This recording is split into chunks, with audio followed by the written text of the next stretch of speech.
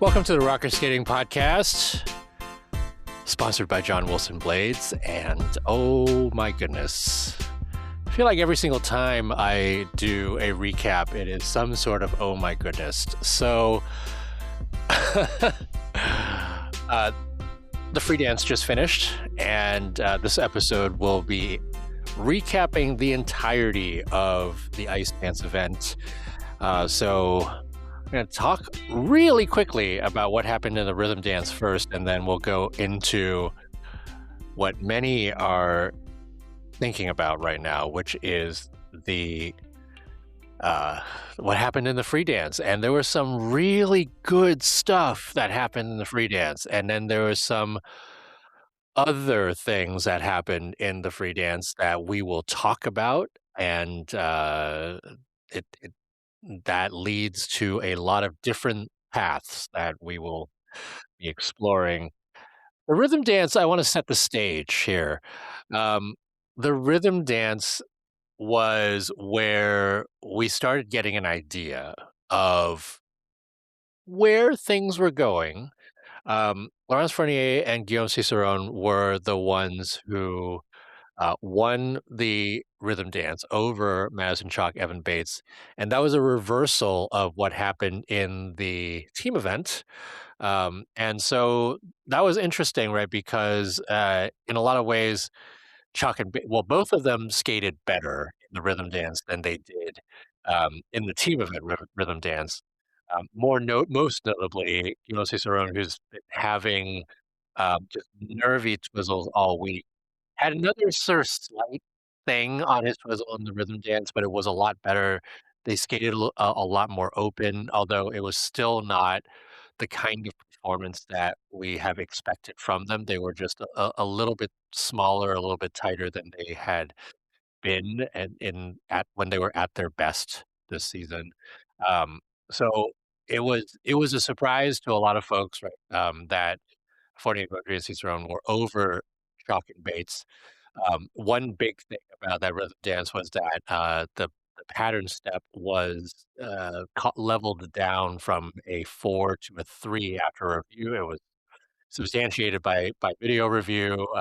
We saw the flat bracket that Maddie had at the very end, or wherever that flat bracket was, and so that cost them probably something like 0.75 to a point, and that was the difference between first and second. So they went in to the free dance with a half a point um, difference, right? Going into the free dance, and then what was also then of interest was then the next really 3, and also really the next 6, because they were separated by really, like, less than 4 points between 3rd and 8th place, with Gilles and Poirier in 3rd with a 86-18, after reversing the team rhythm dance where Lila Fair and Lewis Gibson beat them in the team rhythm dance, and they got the better of them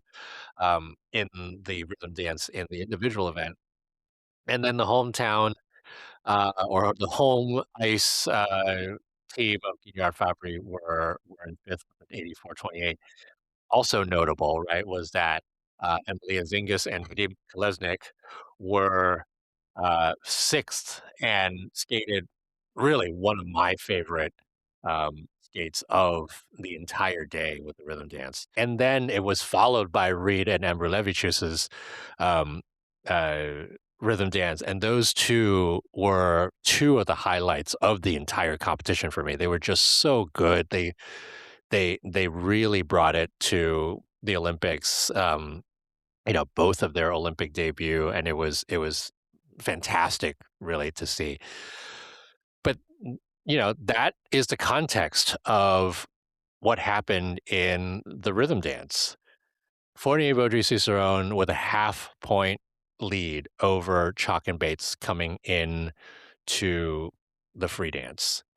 And so we look at today, right? And the free dance was a lot of building of frankly very solid free dances that we were seeing throughout the four groups, and we were seeing big scores from the very beginning.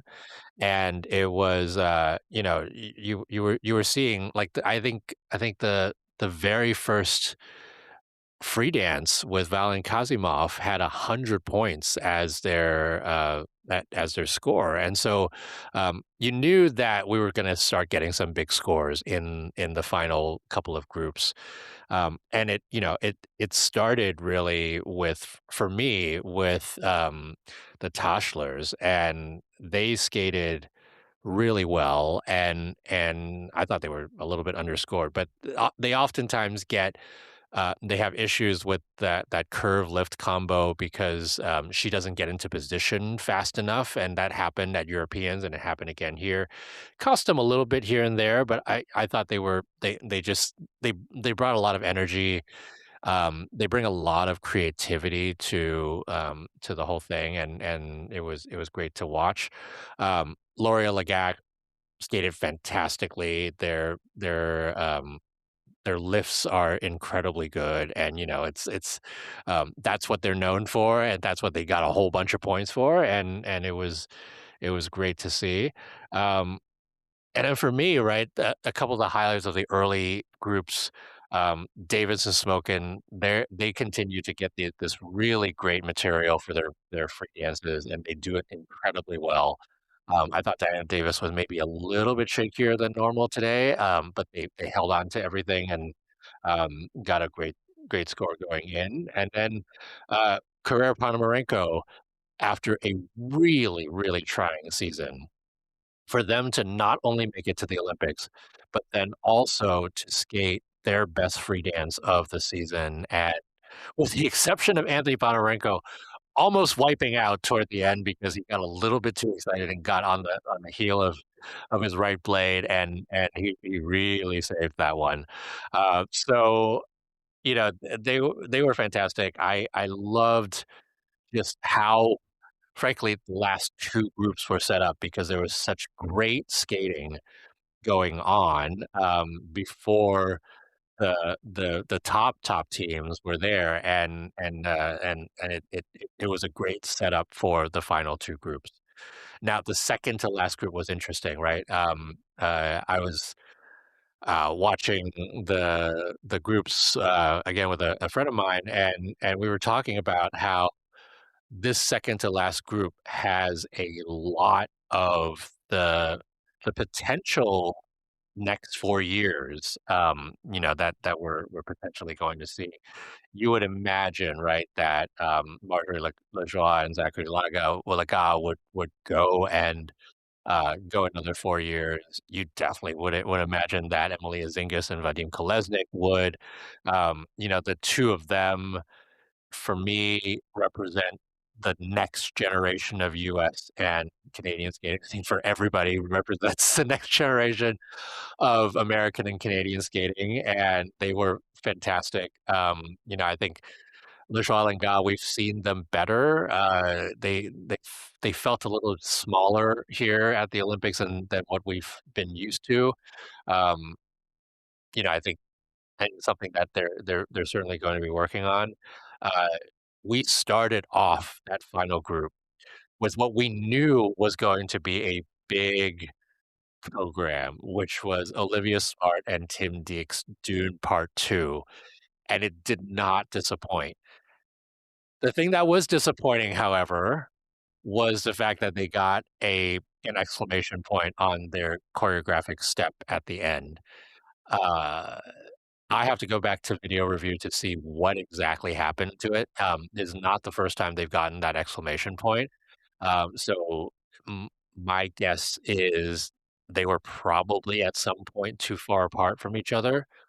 Um, it's usually one of a few things, right? They were more than 2, arm lengths apart at some point in that choreographic step, or they went backwards from where they started from, and there are also regulations to that, right? If you're doing some sort of spinning element or lift or something like that, you can go backwards, but if you're just skating forwards, you can't skate backwards, if that makes any sense.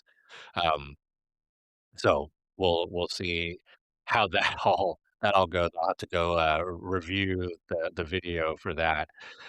Um, Le Parrier Brissot was they were interesting, right?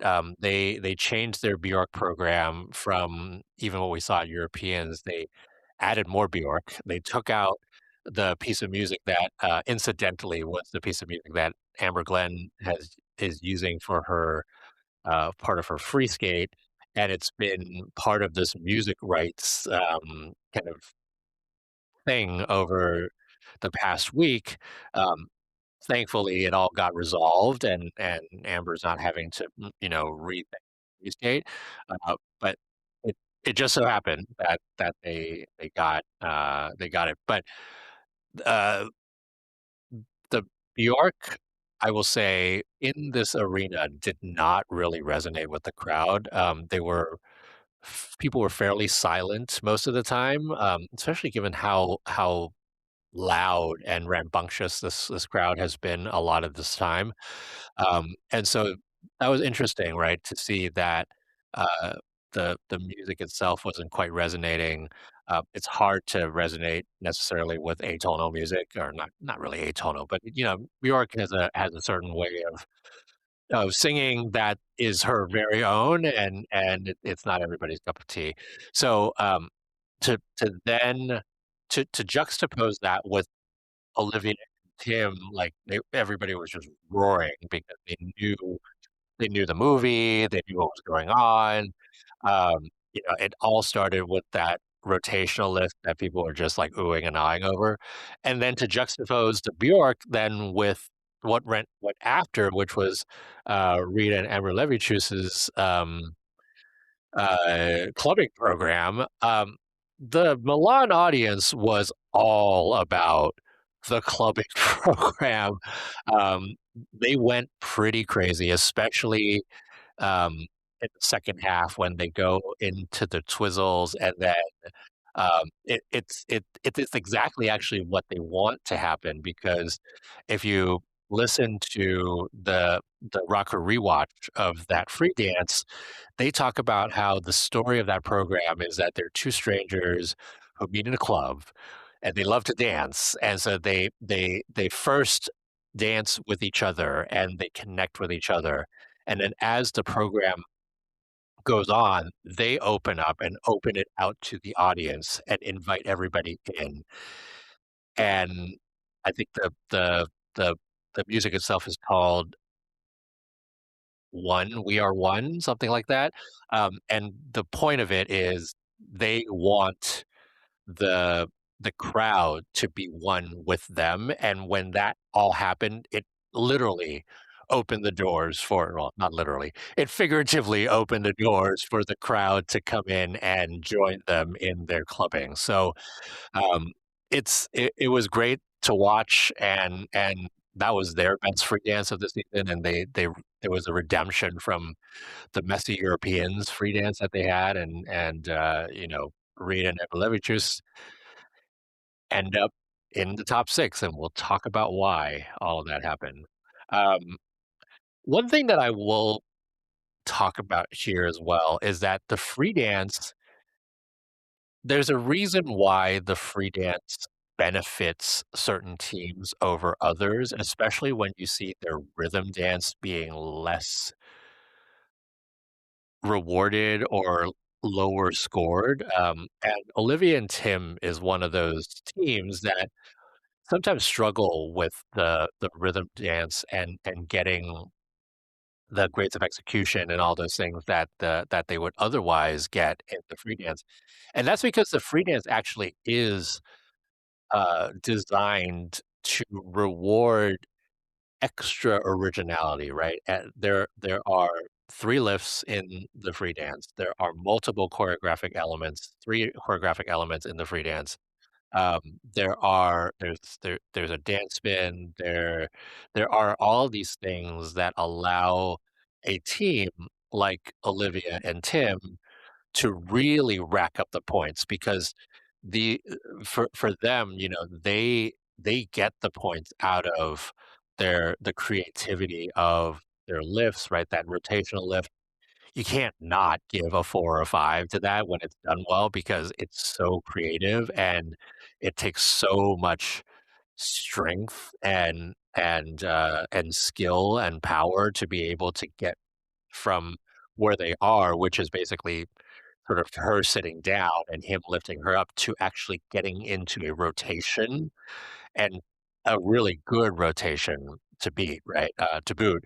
And so the people often ask me why there's such a gap between, Olivia and Tim, for example, getting mid 70s, right, in their rhythm dance, and then all of a sudden they get 120 plus in their free dance, and that's the reason. The GOEs of those elements really add up, and it gives them a huge advantage over other teams that may be doing more conventional things. So, and you really saw that with some of the other teams as well, right? I would say Davis and Smolkin are similar in that, and in certain ways, Reed and Abrelevicius are too, but they are also very strong in their own dance. They actually tend to be very good, uh, sort of traditional partnering skaters, and so you see them excel in both. I keep bearing the lead. We will get there in just a second, but to finish off this second to last group, the free dance, it was Emilia Zingas and Vadim Kolesnik who were in sixth place and the last to skate in the second to last group. And they delivered. They, once again, in their Olympic debut, skate lights out, really. I think there was maybe a point in there where I felt like their energy dipped a little bit, but it was, I think that their U.S. Nationals free dance was still a stronger one, but they really, really lived up to the moment here, and they got a season's best, right, internationally, and went into the final group knowing that they were in the top 6. And it really put the pressure on the rest of the teams because, getting a 206 is nothing to sneeze at. A lot of these teams in the Grand Prix, right, the top 5 teams, a lot of them were getting low 200s, mid 200s, and there were there were scenarios where you could see them actually move up, and move up they did because they ended up finishing 5th. We'll talk about why. But Zingas Kolesnik, 5th at their first Olympics. I mean, what a feat for them to to just do that. I mean, it's just they have to be incredibly thrilled, incredibly proud of themselves, and then Reed and Ambrulevicius were 6th overall. So that means if you haven't watched the free dance, that one of the 5 teams made some very big mistakes that led them to drop out of the top 6. It wasn't Guignard Fabbri who started us off, in the final 5. They made a couple of tiny errors. Marco Fabbri has been, uh, just a little bit tight and tentative on his twizzles, and it's shown every single program, and he had another twizzle issue here. It wasn't a major issue, but it was major enough that it cost them probably a point and a half to 2 points. And then they had another issue later on that I can't remember. But it wasn't their best skate, but it was very good, and they got themselves in a good position um, to then, push for the podium. It was still gonna be a long shot, right? They ended, um with a 209. And, if you were looking at the scores and how they were elevating, you would probably expect the the medalists to be in the 210. But then the next group or the next team came around, and it was Lila Fear and Lewis Gibson. And Jane Torval and Christopher Egan were in the house to watch, and we've talked about this since Europeans. Lila Lewis has had twizzle trouble, and it started off at Europeans where she stepped out of the twizzle and the free dance, and they bumped into each other, and there was a big mess. Um, and then it happened again this week. So this week in practice, all week long, you could see Lila Fear working on those twizzles, trying to make sure that she's confident with them. And in the team rhythm dance, there was a bit of an issue. In the individual rhythm dance, there was a bit of an issue. But then this one here in the free dance was the one that really broke it for them because it was another step out, much like what happened at Europeans. They didn't end up bumping into each other, but it was major enough that they got negative grades of execution on it. And, not only that, but she also got her level four, well, her middle is called a level three, right? So you lose the base points, and then you also then lose the grades of execution. And then, they were also both of them were very tight on their 1 foot steps, and it wasn't the confident, consistent, um, Lila and Lewis that you normally see. And the thing that has always been an advantage for them is that they are consistent, is that they take the bull by the horns and they go and give you what you want, right? Which is an exciting free dance. And really, the free dance was where the the wheels just sort of came off, and it reflected not just in the elements, but they didn't have the same kind of energy that they usually do because once those twizzles were over, they more or less knew that the dreams of the Olympic medal were out. Um, it was unfortunate and not the way that you would definitely want one of the podium contenders to be skating. And they were very disappointed. They ended up 12th in the free dance and then dropped to 7th, which was not a result that anybody was expecting here um, from Lila and Lewis. So hopefully they can bounce back. I'm sure they've got another 4 years left in them, let's hope, and, there's plenty that they can do to continue to improve and get a little bit of redemption. Um, so that sets the stage for the final 3, and we start with Piper Gillis and Paul Poirier, and if you have listened to the podcast this season, you will know that I have not been bought in to the version 2 of their Vincent free dance. We know that, the Vincent free dance was a good number of years ago, right? I think it was like 7 years ago. It was the 2018-19 season. It was, really their breakthrough free dance that really started catapulting them to the top and really endearing them to fans in the way that they skate and the uniqueness of what they bring to the ice. And for me, the second version has not really had that sort of feel and success um, over this season so far. And I take it all back because when you think about Olympic atmosphere magic, this was magical. The way they skated it, the way they the Vincent free skate has sometimes been a little bit more of a, like, "Hey, Piper and Paul are having their own conversation and talking to each other," sort of like a feeling, right? Because it's a very emotional program. It is also a very, you know, the story is being told between the 2 of them.